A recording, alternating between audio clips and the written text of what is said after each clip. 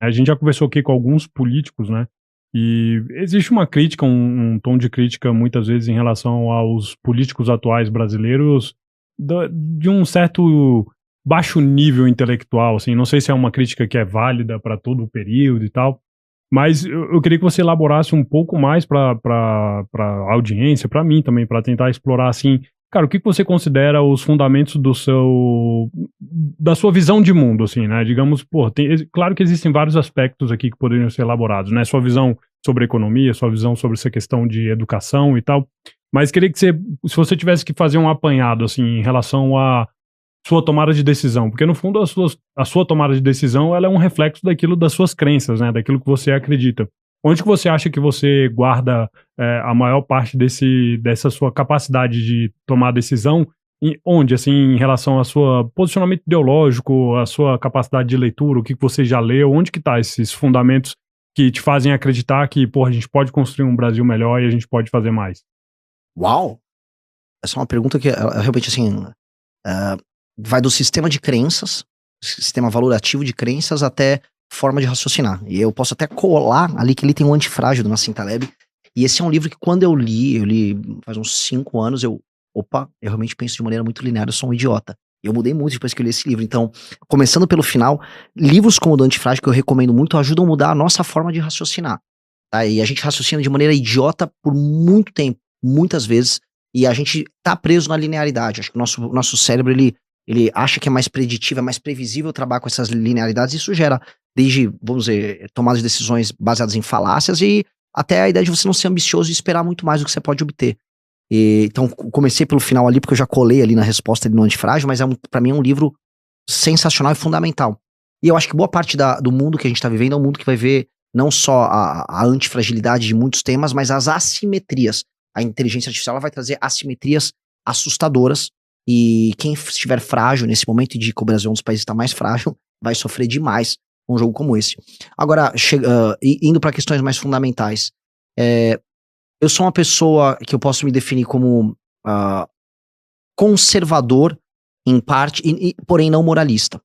Conservador porque eu acredito na tradição, e eu sou fundamentalmente favorável à tradição, e eu acredito que você é um reflexo de decisões que foram tomadas ao longo da história, e que você, no mínimo, tem que ser grato por boa parte dessas decisões. E se nós estamos num momento privilegiado como esse, pessoas corajosas no passado nos colocaram até aqui. Então, eu sou grato não apenas aos meus avós que migraram para o Brasil, eu sou grato às pessoas que descobriram o Brasil, às pessoas que se esforçaram nesse processo histórico, e eu sou generoso não só com a história do meu país, mas com a história do mundo e a história dos meus antepassados e das pessoas que viveram o mundo antes de mim e que tomaram decisões corajosas e que construíram tudo isso que nós estamos aqui. É importante a gente entender isso porque eu acredito num pacto geracional e eu acredito em nações, eu acredito em culturas. Portanto, isso pode me colocar num campo conservador em certos termos, eu acho que isso me coloca, mas isso me coloca também como um nacionalista. E eu acredito que o Brasil, o país que eu vivo, tem um papel perante o mundo. Portanto, boa parte das doutrinas liberais nos levam para pensar no indivíduo para além do Estado-nação. Eu já não vou para essa linha. Eu acredito que o indivíduo, ele tá contextualizado dentro de um contexto que é cultural, que é linguístico, que é filosófico, vamos dizer, que interfere inclusive a forma como nós mesmos raciocinamos. E nós temos que nos proteger e defender um legado histórico de muitas pessoas que vieram antes de nós, que comem a mesma comida que a gente, que festejam como a gente festeja, que têm as mesmas tradições culturais e religiosas. E isso me insere nesse país como o Brasil, mesmo sendo um país muito machucado e muito, muito doente. E, paradoxalmente, eu olho os potenciais desse país e as conquistas que nós tivemos e eu falo, tem algo muito estranho que faz com que a gente esteja nessa desgraça, mas que nós já somos algo fundamentalmente incrível. Por quê? Nós estamos num momento ápice da humanidade. Nunca a humanidade foi tão rica. A gente está falando em conquista do espaço, ou seja, há um progresso material. E nesse mundo, com progresso material, o país que tem o maior território tropical, com uma grande experiência tropical, eu sei, talvez a maior experiência tropical do mundo, seja esse que a gente fica aqui diminuindo e fazendo piada. O Brasil tem condições e deveria ser uma das 5 maiores nações do mundo, junto com Rússia, China, Índia, Estados Unidos, e sentar na mesa para discutir os temas centrais do mundo por conta do seu território, da sua população, do seu potencial, dos seus recursos naturais, dos seus recursos humanos. E não é. Então, quando eu olho isso, eu falo, cara, as decisões que eu tenho que tomar, agora já chegando de maneira objetiva, tem que seguir na linha de tornar o Brasil um desses 5 países. Então, tudo que nós vamos fazer é tornar a nação brasileira, a cultura brasileira, que fala português, que come arroz e feijão, que faz churrasco de fim de semana, que faz festa no carnaval, ser uma nação competitiva, que não vai perder suas características, mas vai que disputar espaço no mundo com essas outras grandes nações. Com o russo que toma vodka, com o americano que come hambúrguer. Como é que eu mantenho essas minhas tradições, essas minhas características e sou competitivo perante esse mundo? Esse é o desafio, que não só eu coloco na minha cabeça, mas que eu jogo de desafio para todos os outros políticos no Brasil. Por quê? Porque quando a gente fala, por exemplo, quero trazer uma ideologia de fora, uma solução política de fora. Um cara mandou aqui um superchat falando de homeschooling. Não tenho nada contra homeschooling. Agora, homeschooling não sei se está na nossa tradição. Assim como, vamos dizer, vamos trazer o liberalismo anglo-saxônico. É só liberalismo anglo-saxônico? Essa é a nossa tradição? A nossa tradição política e econômica é exatamente essa? Nós vamos sempre ter que adaptar a ideia de outro país ou nós temos que tropicalizar, criar soluções brasileiras para problemas que às vezes não são só brasileiros, mas são mundiais? Qual é a versão brasileira da solução desse problema? Qual é a versão brasileira de combate ao crime organizado? Qual é a versão brasileira de produção de tecnologia? Qual é a versão brasileira de produtos agricultáveis? Qual é a versão brasileira de marcas internacionais? Qual é a versão brasileira de um mercado financeiro? Nós temos que ter isso, sem nacionalismo tacanha, sem ser tosco, sem ser meio bobo, como muito acontece, aquela coisa ufanismo, aqui é Brasil. Não, o Brasil tá muito mal, cara. A gente tem muito pouco hoje a ensinar. Mas nós somos algo, e nós, com base nesse algo, temos que ser algo muito maior. E nós temos um período de tempo muito curto para fazer isso. Então, o que me move, em termos de energia, é ser um homem que vai ter um papel fundamental em tornar o Brasil um desses 5 países mais importantes. E eu vou dedicar minha vida a isso. Então, estas são as minhas premissas. De maneira clara, sim, acho que tentei sistematizar aqui. Essas são as premissas como o meu cérebro funciona e como eu trabalho com o meu time. E essas são as minhas ambições. E eu trabalho todo dia só nessa linha. Isso aqui me torna uma pessoa muito previsível. Se for pegar tudo que nós fazemos ou nessa linha, inclusive as nossas autocríticas. O Livro Amarelo, que é o nosso projeto de propostas, ele tinha isso como objetivo. Como eu vou criar soluções brasileiras para problemas brasileiros? Pode ser inspirado no que o Bukele fez em segurança pública, o que foi feito em Singapura. Não tem problema nenhum. Agora, como eu tropicalizo isso? Como eu entendo isso dentro de uma tradição política brasileira? Isso eu acho, em bom português, acho um tesão. Acho que isso é intelectualmente estimulante. Isso me deixa até feliz de trabalhar. Então, esse é o Renan, basicamente. E por que não moralista? Não sou moralista porque eu não quero interferir no modo de vida das pessoas. Eu sou contra a agenda woke, por exemplo, essa agenda de encheção de saco, porque ela tem uma função, por exemplo, educacional. Eles querem ficar te educando. Use esse pronome aqui. Me aceite assim, assim, assado, e eu vou ensinar teu filho a isso, isso e aquilo. Vá pro inferno. Eles são moralizantes. Eles querem te educar num novo sistema de valores dele. Eu não ligo se o sujeito é um trans e tem a vida dele, se o sujeito tem um estilo de vida que eu não vou ter. Desde que ele não venha ficar me educando ou tentando reeducar a sociedade com base nisso. Eu acho isso assintoso. Como eu acho que também certas figuras religiosas confundem a moral que ele professa na comunidade religiosa dele com uma pregação que tem como objetivo crescer, ganhar like, interferindo na vida alheia. Então, nesse ponto, eu não sou um moralista. Eu tenho o meu código de ética pessoal, tenho o meu sistema de valores, acredito no sistema de valores comum dos brasileiros, acredito que é um sistema de valores poderoso. Dito isso, não sou moralista. Não vou interferir na vida dos outros. Agora, a gente vive num país em que, como há uma religião, vamos botar aqui uma religião laica, que é essa religião woke, essa religião progressista, a sua resposta a isso vai ter que ser muito dura. E precisa ser dura, porque o woke tem consequências na nossa vida cotidiana. E isso não pode se dar, na minha opinião, em termos moralistas. Não pode ser um woke às avessas. Então, é uma forma de ser. Eu não consigo chegar aqui e ficar pregando pra você, seja isso, faça aquilo. Eu não sou esse tipo de gente. Tendo a ser tolerante com a diferença. Esse é meu jeito fundamental de ser. Aproveitando essa excelente pergunta do Josu, que aliás muita gente do chat elogiou bastante,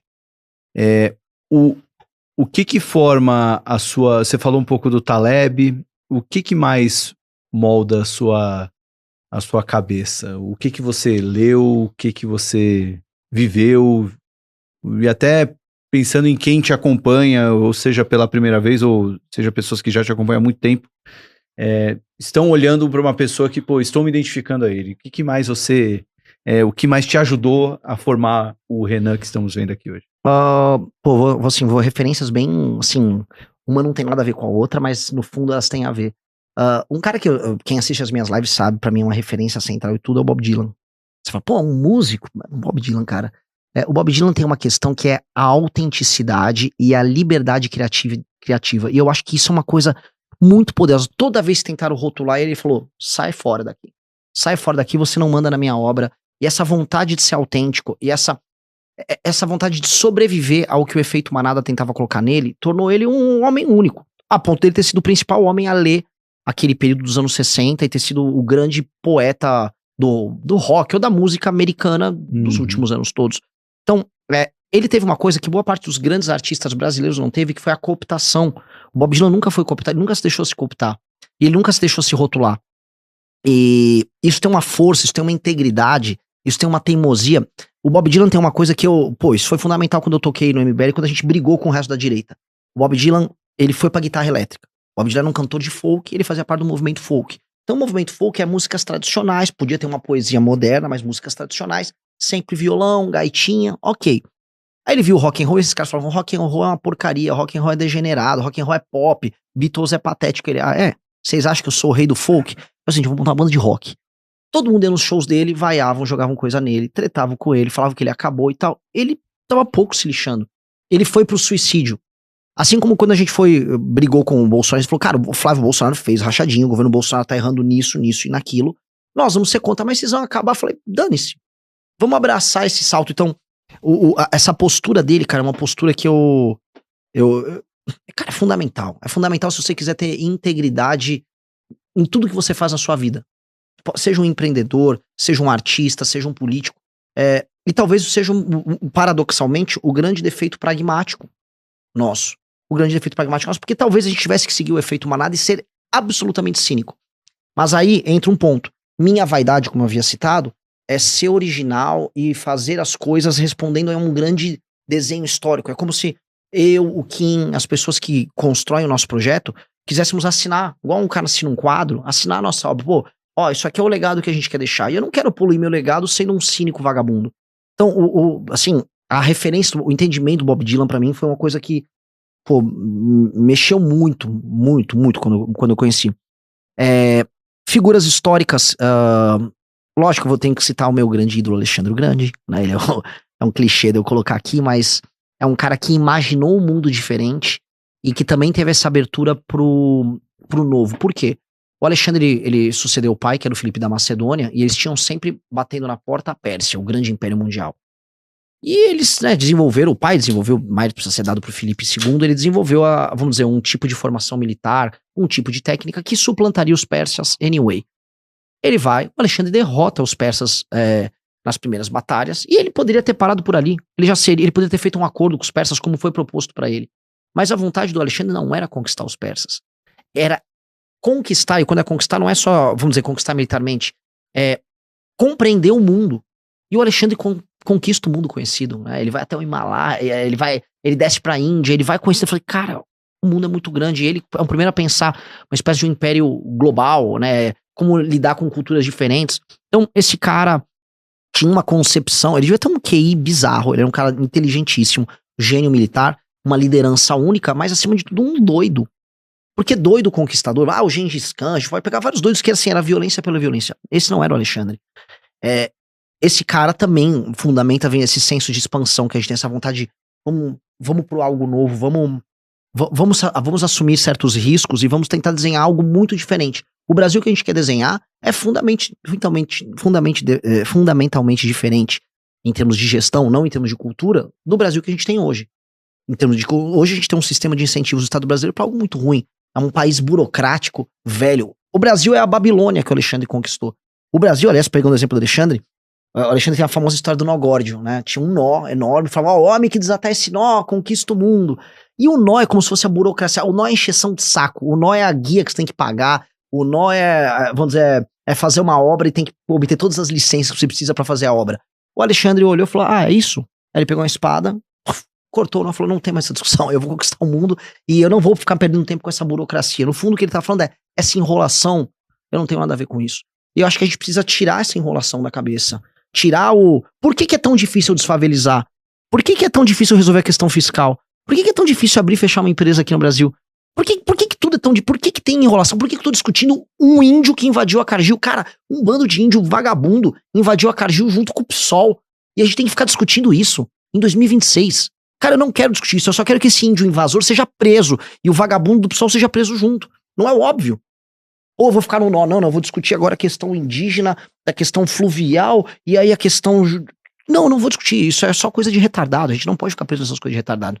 Então, essas são influências diretas, aí eu posso ir pra autores, autores que, vamos dizer, pegaram, em termos de leitura política, do Alex de Tocqueville, eu entender a democracia na América como aquele modelo baseado em uma sociedade baseada em confiança, também fundamentou um tipo de cultura que não é a mesma que a nossa, e eu não acredito que dá pra fazer uma coisa igual. Aquilo me falou, nossa, tem um contraste muito grande deles pra gente. O Raízes do Brasil, pra entender o Brasil, do Sérgio Buarque de Holanda, mesmo não concordando com ele e com o final, mas boa parte do diagnóstico dele é interessantíssimo. Cara, Casa Grande Senzala, do Gilberto Freire, obrigatório, um livro pra entender muito o Brasil, obrigatório mesmo, um livro que os portugueses também adotaram pra si, porque ele é generoso com o processo de criação do Brasil.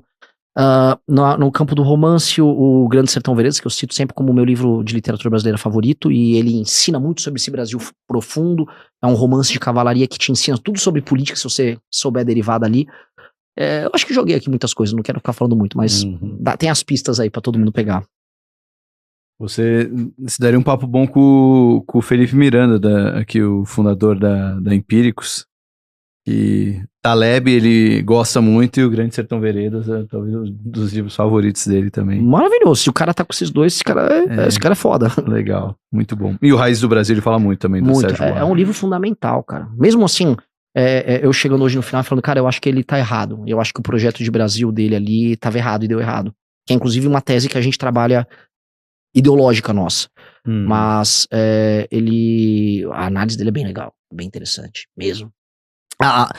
Não sei se estou falando demais, estou sendo prolixo aí, pessoal. Por favor, manda ver. Não, porque uma das coisas que a gente está avançando, uma das teses que a gente tem é as burocracias, né? E a gente fala muito de burocracia, porque o projeto de modernização do Brasil, o governo do Fernando Henrique foi em grande parte isso, mas o PT criticava o patrimonialismo brasileiro e o modelo de burocracia nosso, o modelo de gestão nosso, ficou o tempo todo tentando imitar as experiências liberais americanas e francesas, etc. E com o advento agora das inteligências artificiais, o uso, vamos dizer, intensivo de tecnologia que vai rolar em todas as atividades humanas, meio que a burocracia brasileira, que ela é muito ruim, e o sistema de incentivos delas, que é um dos piores do mundo, não será mais um problema. Porque, não só para o Brasil, mas para outros países de terceiro mundo, a gestão pública ela vai se aproximar da gestão pública de um primeiro mundo. E boa parte do gap que existe do primeiro mundo pra gente nisso vai diminuir. Então, como gerir os recursos num sistema de saúde, ou como gerir os recursos da parte de educação, se a gente souber utilizar a tecnologia, o gap é um gap de formação de capital humano, um gap de instituições, que é um gap nítido do terceiro mundo, esse gap a gente vai poder buscar, e vai poder buscar rápido. Então a gente é muito otimista nesse aspecto, em como usar a tecnologia para suplantar essa diferença. E aí a gente acredita que não é sobre o burocrata impessoal weberiano, que fazia parte da crítica do Sérgio Buarque de Holanda, mas passa a ser sobre o homem político que vai saber usar essa tecnologia como uma ferramenta para dar esse salto. E o homem político, que acima de tudo era o homem, o conquistador, o aventureiro que o Sérgio Buarque de Holanda critica, ele pode ser esse homem. Eu vejo as lideranças que eu quero formar no nosso partido são essas lideranças do agente político que entende como aplicar a tecnologia, como meter isso no serviço público, como a gente tirar esse gap e como o Brasil tem um salto de qualidade em muitas coisas muito rápido. E isso é permitido, isso é uma mudança filosófica. A mudança filosófica é entender que talvez tudo aquilo que a gente vê como defeito no homem público brasileiro, a busca por fama, a busca inescrupulosa por poder, a gente estava discutindo o Banco Master, se isso estiver adequado a um sistema de incentivos correto e com uso de tecnologia e com lei e ordem muito clara, isso é bom. Isso é a ambição, isso é o senso de aventura, e o mundo vai embarcar numa aventura com a IA. Então talvez o homem brasileiro que é aberto ao risco e é aberto à aventura, talvez ele seja um homem público adequado a esse mundo turbulento que tá vindo aí. Então, a gente tá fazendo uma releitura de Brasil pra justamente entender esse novo mundo aí. E aí a gente tá animado com o que a gente tá vendo, né? Então, as nossas conversas no MBL estão muito indo nessa discussão.